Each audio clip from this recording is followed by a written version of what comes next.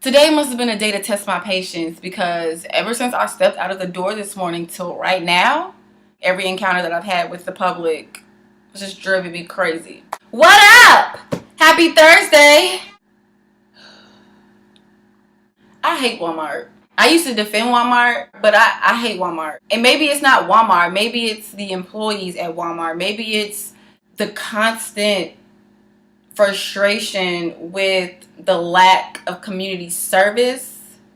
For the last week that I've been going to Walmart, I've almost ran over by a cart pushed by an employee.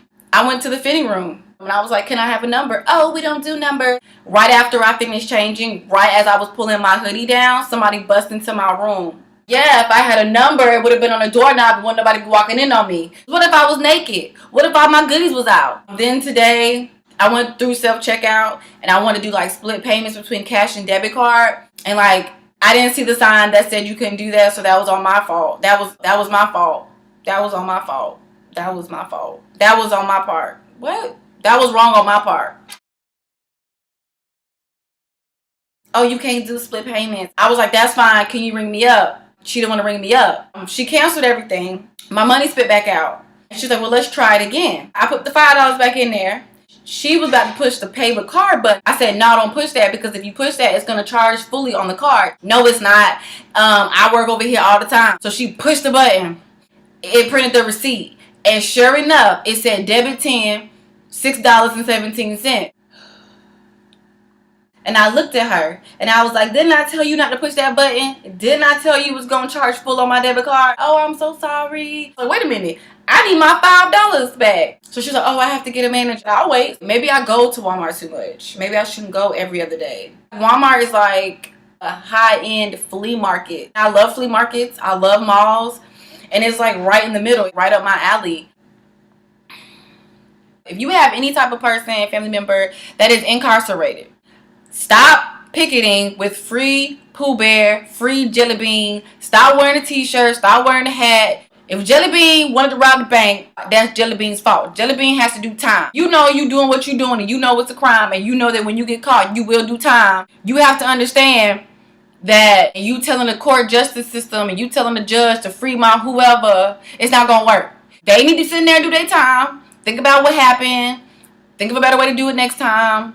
Fill out applications for jobs. They're not going to free peaches. They're not going to free cornbread. They're not going to free asphalt from jail just because you said so. Write them a letter. Go buy you some paper. They're 97 cents for a pack of paper at Walmart.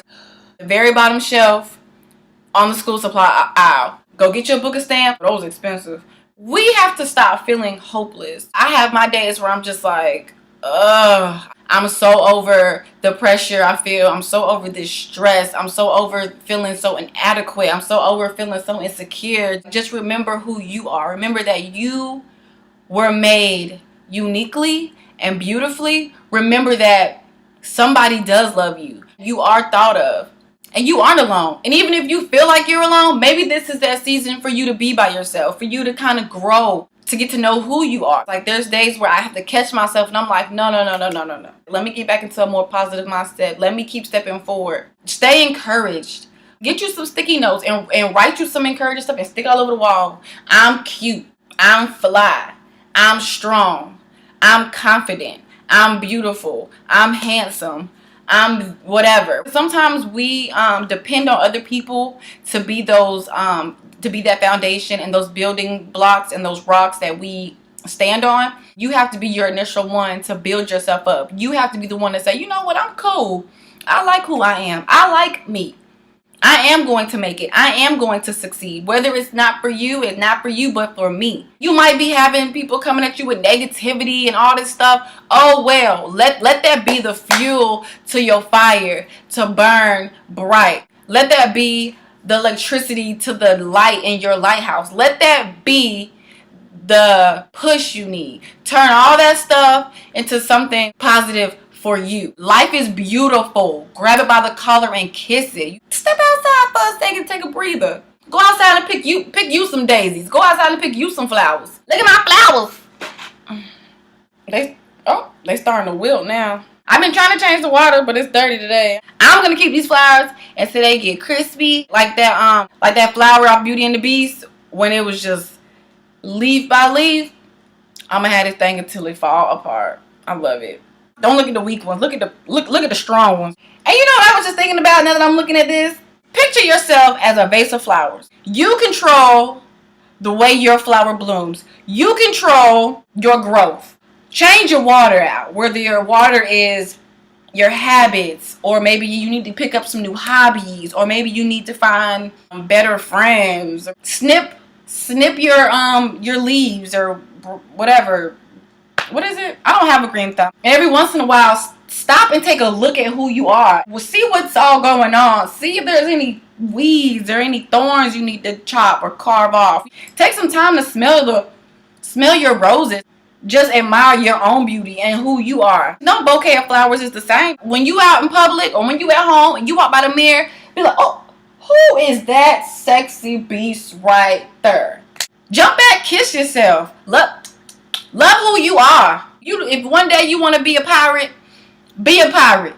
Wear your eye patch with pride. If the next day you want to be a polar bear, brush off your fur and march on like a polar bear. So my uncle told me that I should talk about group text. He hates when he gets a group text from someone who's sending it to other people he doesn't know. Then those people are texting other people and he's getting all the traffic of all the texts and everyone's trying to figure out who is what and who is this, and then all these random numbers are popping up in his phone. If you are a group texter, nothing wrong with it, but try to keep the group text in groups of people who know each other. Book club group, skate club group, cooking crew. My history with group text is how I found out that an ex of mine was cheating. I had already knew, but you know how you know what's going on, but you gotta wait to find the proof in the pudding. He sent one of those, send to everyone that you love in your phone. I remember him telling me about an ex that he had that lived in another state. And when he had texted me, all their numbers came up. So I started doing my private eye work and I Googled the area, the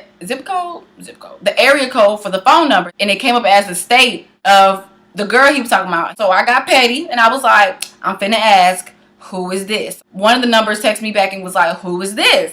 This is Mila, so-and-so's girl. They're sisters. They're like twins. The sister called me and she was like, wait, what's going on? We exchanged times. We exchanged dates. We exchanged pictures. If you do not send the same text to all 15 girls you trying to talk to at the same time. If you're in a relationship and you don't like this person anymore and you like somebody else and you want to talk to somebody else, tell them, like, look, it ain't working out. I think you cool, but I want to explore my options. Or if you are a guy and you're a player, you see a girl you want to talk, go ahead and tell her straight up, hey, you are not the only person that I text. You are not the only person that I take out on dates. You are not the only person that I flirt with. I am a single man or woman. I'm mingling. I want you to know that you are part of the mingling. If you're at a point in your life where you're not ready, like, to date, or if you know you don't want to be in a relationship, don't feel pressure to get in a relationship. They coming at you, like, yo, we should be together. Yo, I want to be boy. Let's do a label. Pump your brakes. I don't want to be in a relationship. You cool and all. We can avoid a whole bunch of hurt, avoid a whole bunch of drama, period. Stay off TV. Stay off the news. That's all I have to say. How you gonna do it if you really don't wanna dance? By standing on the wall, you gotta feel it. Get down on. I say people.